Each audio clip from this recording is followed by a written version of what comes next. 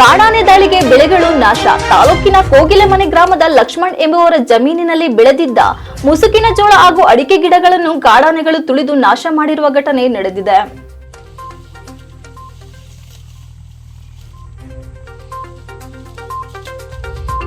ಕಾಡಾನೆ ದಾಳಿಗೆ ಬೆಳೆಗಳು ನಾಶ. ತಾಲೂಕಿನ ಕೋಗಿಲೆಮನೆ ಗ್ರಾಮದ ಲಕ್ಷ್ಮಣ ಎಂಬುವರ ಜಮೀನಿನಲ್ಲಿ ಬೆಳೆದಿದ್ದ ಮುಸುಕಿನ ಜೋಳ ಹಾಗೂ ಅಡಿಕೆ ಗಿಡಗಳನ್ನ ಕಾಡಾನೆಗಳು ತುಳಿದು ನಾಶ ಮಾಡಿರುವ ಘಟನೆ ನಡೆದಿದೆ.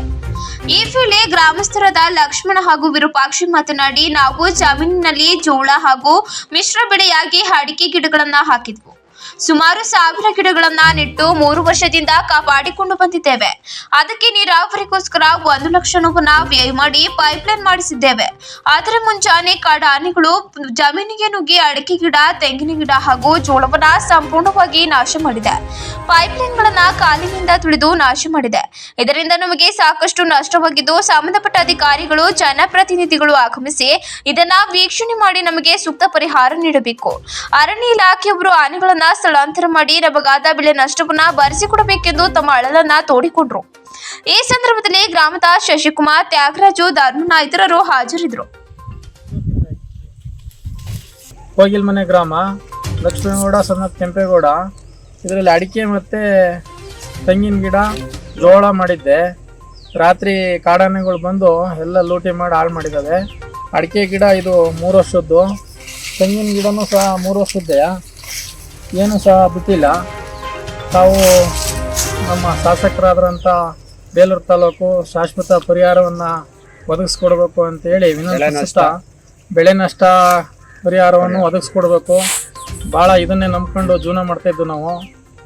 ಆದರೆ ಇದು ಭಾಳ ಅನ್ಯಾಯ ಮಾಡ್ತಿದ್ದೇವೆ. ನನಗೆ ಒಬ್ಬನಿಗೆ ಅಂತಲ್ಲ, ಇಡೀ ನಮ್ಮ ಬೇಲೂರು ತಾಲೂಕಿನಲ್ಲೇ ಭಾಳಷ್ಟು ರೈತರಿಗೆ ಅನ್ಯಾಯ ಆಗ್ತಿದೆ. ಶಾಶ್ವತ ಪರಿಹಾರವನ್ನು ನಮ್ಮ ಶಾಸಕರಾದಂಥವರು ಸುರೇಶ್ ಅವರು ಇದನ್ನು ಅನುವು ಮಾಡಿಕೊಡ್ಬೇಕು ಅಂತೇಳಿ ವಿನಂತಿಸುತ್ತಾ ನಮ್ಮ ದುಃಖವನ್ನು ತೋಡ್ಕೊಂತಿದ್ದೀವಿ. ಅರಣ್ಯ ಇಲಾಖೆಯವರು ಇದ್ರ ಬಗ್ಗೆ ಭಾಳನೇ ಗಮನ ಹರಿಸ್ಬೇಕಾಗತ್ತೆ. ಭಾಳ ದಿನಗಳಿಂದ ಆನೆ ಹಿಡಿತೀವಿ ಅಂತೇಳಿ ಇದನ್ನೇ ಮಾಡ್ತಿದ್ದಾರೆ. ಒಂದು ದಿನನೂ ಶಾಶ್ವತ ಪರಿಹಾರವನ್ನು ಒದಗಿಸ್ಕೊಡ್ಲಿಲ್ಲ. ತಾವು ದಯಮಾಡಿ ಅರಣ್ಯ ಇಲಾಖೆಯವರು ನಮಗೆ ಇದೊಂದು ಕಾರ್ಯಾಚರಣೆ ನಡೆಸ್ಕೊಡ್ಬೇಕು ಅಂತೇಳಿ ವಿನಂತಿಸ್ತಿದ್ದೀವಿ. ಶಾಶ್ವತವಾದ ಪರಿಹಾರವನ್ನು ಕೊಡಬೇಕು. ಭಾಳ ಶ್ರಮಪಟ್ಟು ಬೆಳೆದಿದ್ದಂಥ ಬೆಳೆ ಇವೆಲ್ಲ ಒಂದೊಂದು ದಿನಕ್ಕೆಲ್ಲ ಬರೋದಿಲ್ಲ. ಸಾಕು 40 ತೆಂಗಿನ ಗಿಡ ಹಾಕಿದ್ದೆ, 3 ವರ್ಷ ಆಯಿತು.